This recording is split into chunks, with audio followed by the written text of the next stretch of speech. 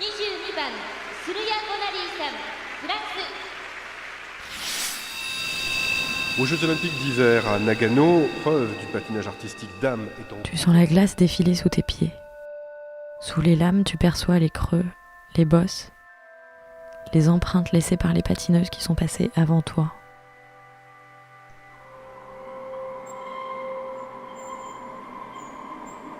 Ton corps tout entier est traversé d'un frisson qui part de tes patins et remonte le long de ton dos nu. Tu sens aussi la chaleur de tes muscles lorsqu'ils s'activent pour te faire glisser, tourner et bientôt sauter.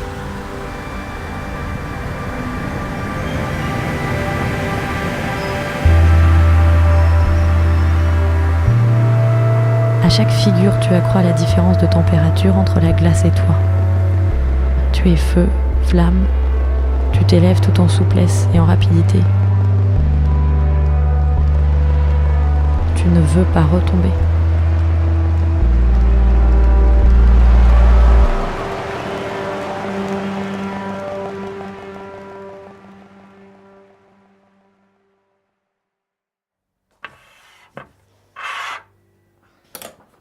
Et alors ça, c'est ma collection de vieux patins. Bah oui, alors c'est les vôtres? Ah, les derniers que j'ai patinés sont ceux-là. Voilà, ils sont attachés maintenant. Vous voyez avec quoi vous devez être tenu? Il y a du métal dans le contrefort, vous vous rendez compte? Vous ne connaissez pas le patinage, mais vous vous rendez compte, vous ne pouvez pas sauter avec quelque chose qui ne vous tient pas la cheville. Vous voyez, ça c'est des patins, elles ne sautaient pas à l'époque, les femmes, ça c'est de 1900. Ah, effectivement, c'est du cuir, quoi, c'est une bottine. Pas de saut, vous pouvez pas... Les femmes ne faisaient pas de saut. Elles glissaient, elles faisaient des arabesques. Dans l'appartement de Nicole Erdos, il y a une pièce dédiée à ses collections. D'un côté, des vieux patins. Et de l'autre, des boîtes à musique. J'étais la première fille à réussir le double axel en compétition. Voilà ce qui m'a valu un titre de championne de France à l'époque cadette, junior, je ne sais plus trop. J'ai participé au championnat d'Europe à Bratislava. Il y avait 2 filles tchèques, dont une qui a réussi un triple en compétition. Vous vous rendez compte? Et nous, moi je dis la vérité, je les essayais, mais j'ai jamais réussi. Bien sûr, j'en étais pas là. Nous, on faisait que des doubles. Il n'y avait pas de triple. On les travaillait, on les essayait, mais c'était l'avenir. Sois belle et ne tombe pas, c'était la loi. Je suis arrivée à la FFSG. Ça marche pas. Le sport, il faut tomber, il faut rater, et puis il faut réussir. Le jour, c'est une quête permanente qui varie entre l'un et l'autre. Corps et l'âme, épisode 2. Bonjour, je rendez-vous avec monsieur Gaillet. Oui. Super, merci. Didier Gaillaguet me reçoit à la Fédération française des sports de glace, dont il est le président. Un peu partout, il y a des silhouettes grandeur nature en carton de patineurs dont je ne connais pas les noms. Je me demande qui ornait les murs à l'époque où il a rencontré la famille Bonali. Bonjour monsieur. Bien. Très bien. On disait bonjour monsieur Gaillaguet et on le vous voyait. Personne n'imaginait le tutoyer. Et c'est marrant, comme 30 ans après, je peux pas le tutoyer, quoi. Souria a seulement 12 ans quand elle rejoint les entraînements de l'équipe de France à Champigny-sur-Marne, près de Paris. Pour parler clair, dans ces années-là, nous étions en train d'essayer de ramener le patinage français à un niveau qu'il avait largement perdu. Mais c'est difficile de gagner un Grand Prix de Formule 1 avec une 2 chevaux. Donc on cherche les Ferrari, quoi. Et vous l'aviez avec Souria a priori? Ah oui, complètement, oui. Mais après, c'est comme dans la Formule 1, il y a tous les réglages qui vont avec. Bon, elle avait des qualités, pas forcément une bonne technique, mais elle avait des qualités physiques, des qualités morales. Et donc, tout ceci, quand on est un entraîneur et qu'on passe dans les patinoires avec un œil de sergent recruteur, il est clair que ça pouvait intéresser l'entraîneur que j'étais à ce moment-là. J'ai senti tout de suite qu'il était compétent Et je sentais qu'avec lui, peut-être je pouvais progresser plus. Il allait me faire devenir plus forte, parce que mon intérêt, c'était de faire plus de triple saut. J'ai jamais vu patiner, mais je savais il fallait le respecter parce que il avait tellement de connaissances et tellement d'expérience dans ce monde de patinage que je me suis dit, voilà, il n'y a que lui et c'est qu'à Paris que ça se trouve. C'était un grand changement pour moi parce que, vous savez, quand c'est les profs locaux, ils sont là, ils sont payés par le club ou par la ville. Ok, vas-y, fais ça. Ok, c'est bien. Mets-toi là. Ok, au prochain. Et puis voilà. C'est du babysitting de haute qualité, quoi. Et puis moi, dans la tête, j'avais toujours envie de faire plus. Comme souvent, même bêtement pour des abdos, quand le prof nous disait, ok, on fait 10 abdos, j'en faisais 15. Je me disais, je vais toujours en faire plus. Donc, pareil, les sauts, c'est pareil. On m'a dit d'en faire 5, je vais en faire 10, ou je vais en faire 8. Toujours, plus, toujours. Bon, ça fait mal, t'en pleures, mais ça forme un corps extraordinaire, quoi. Les plaquettes de chocolat, les tablettes, elles sont là, quoi, je veux dire. Elle adorait s'entraîner avec les garçons. Elle, d'ailleurs, parfois les supplantait. Elle était donc c'était une vraie patineuse sportive, une athlète complète. Contrairement aux petites poupées Barbie, il y avait une débauche d'énergie, de travail. C'était très impressionnant.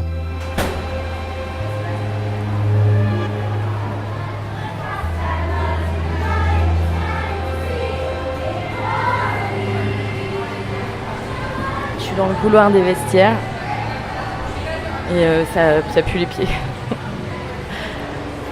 Il y a partout des filles en train de se changer. Elles ont genre 1 ou 2 patins.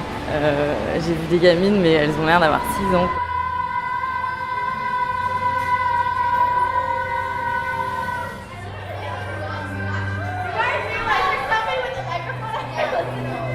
Au bord de la glace, il y a un groupe de filles plus âgées. Elles doivent avoir environ 15 ans, l'âge qu'avait Surya quand elle a commencé les compétitions internationales. Elles attendent la fin du passage d'une sorte de gros tracteur. C'est quoi ? Le Zamboni. Mais ça sert à quoi ? Ça nettoie la glace. Ça remet une nouvelle surface. Parce que quand on saute, on pique avec la lame, ça fait des trous dans la glace. Du coup, ça remplit les trous avec de l'eau et ça regèle le tout. C'est plus facile après. Et vous pensez quoi de Surya ? Elle est assez sympa pour une coach. Elle est super pour apprendre les sauts. Elle est intimidante ? Un peu, au début. Elle est tellement meilleure que nous.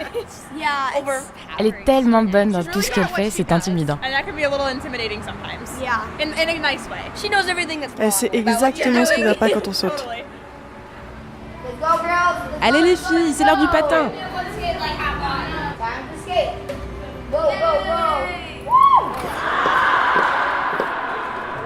De l'autre côté de la patinoire, Surya se tient debout aux côtés de 5 ou 6 autres adultes. Maintenant que la glace est prête, les élèves traversent et se présentent à eux, les unes après les autres. Hello, Bruna. How are you? Excellent. So, what would you like to work on? Tu veux travailler quoi pendant cette leçon? Loop again? Encore des boucles? Ok. Nina! Bonjour, madame. Comment ça va? Bien. All's good? Oui. Like in America? Yeah! Ok, on s'échauffe. 1, 2, 3, spin. La pirouette en arrière. Hop. Hop. Oh! Ma chérie, t'as oublié de sauter? Il faut sauter. And hop. Hop. Hop. Une chose me frappe en voyant ces patineuses miniatures se croiser sur la patinoire. Tout semble rond, fluide, facile. Elles glissent et tourbillonnent en traçant sur la glace des cercles parfaits. Il se dégage de ce spectacle une beauté intemporelle. On croirait une scène de boîte à musique. Ces coffrets dans lesquels on trouve des petites danseuses qui semblent ne jamais s'arrêter de tourner.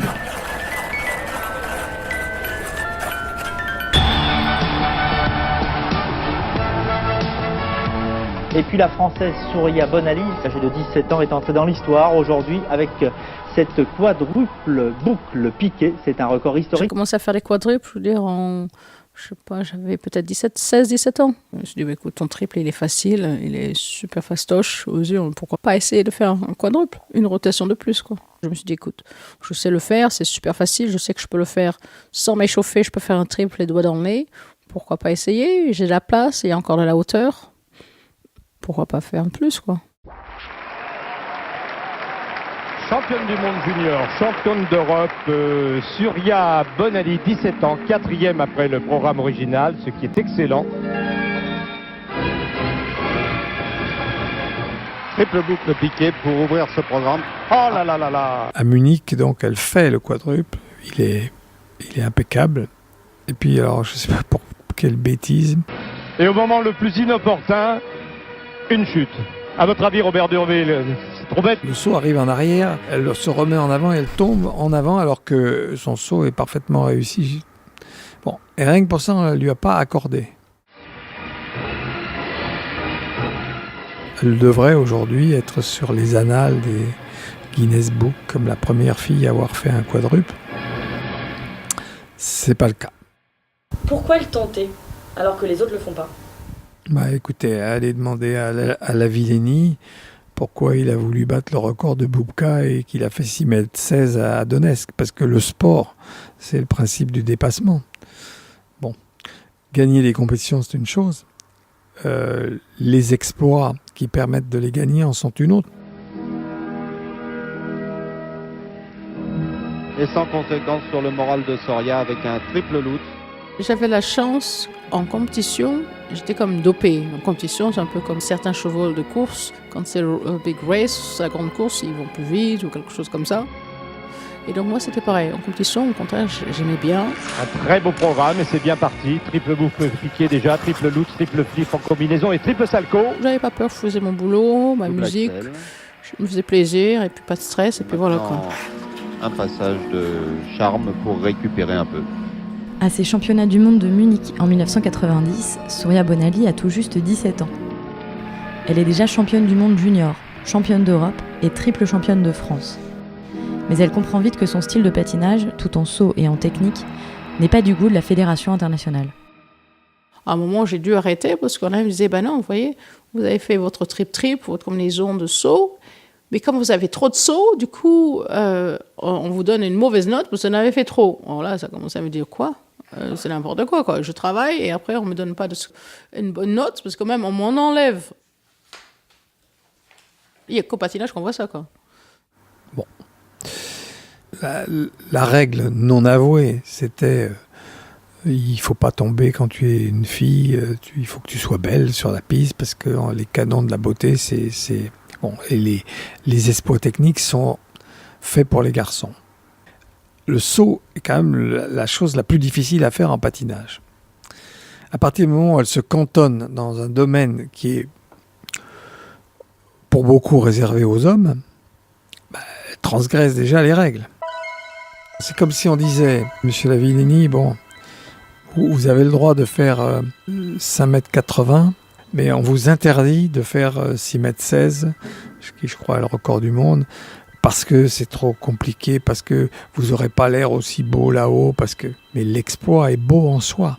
C'est une quête permanente du dépassement de soi. C'est ça le sport de haut niveau.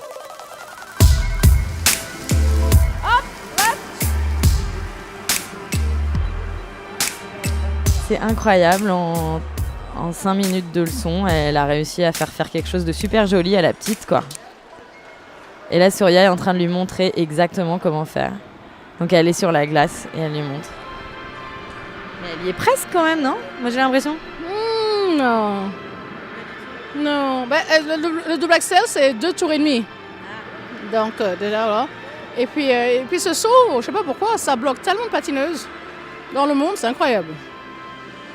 Donc, parce que comme c'est 2 tours et demi qu'il faut décoller en avant, et ça fait peur à tout le monde que le décollage, j'ai toujours des problèmes. Moi, je crois qu'elle me prend pour une folle, là, quand je lui ai dit que je lui fais faire un nouveau mouvement qui lui fait changer sa préparation. Donc, Et la plupart du temps, le problème, c'est ça, les patineurs. Comme on patine tous les jours, on fait la même chose, ça devient une routine. Alors, il prend même plus le temps de... Bit better. Ils prennent plus le temps d'essayer de changer souvent. C'est la routine, on se casse la gueule 50 fois par jour, mais c'est pas grave, on fait la même chose. À un moment, c'est bon. Hein. Ok, in-app hour, please. I'm still here, don't worry. I'm not just gonna leave you without my in-app hour by myself. So press on your knee.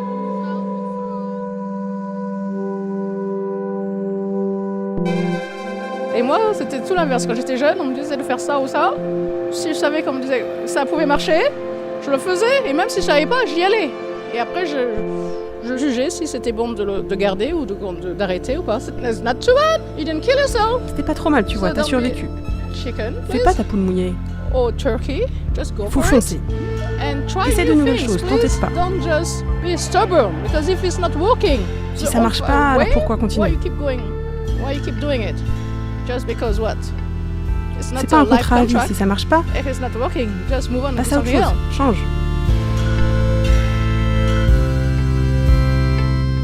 Changer quand on n'y arrive pas, quand ça ne marche pas. Changer de voie pour pouvoir continuer d'avancer et de s'élever coûte que coûte. Voilà comment résonne Surya Bonali quand elle réalise que ses sauts spectaculaires ne fonctionnent pas en compétition. Elle va leur trouver un autre usage. Ce sera dans Corps et l'âme, épisode 3. Moi, je me souviens, avec Surya, on a patiné devant 36 000 personnes, le record du monde de nombre de spectateurs dans une salle aux États-Unis. Le feu des projecteurs.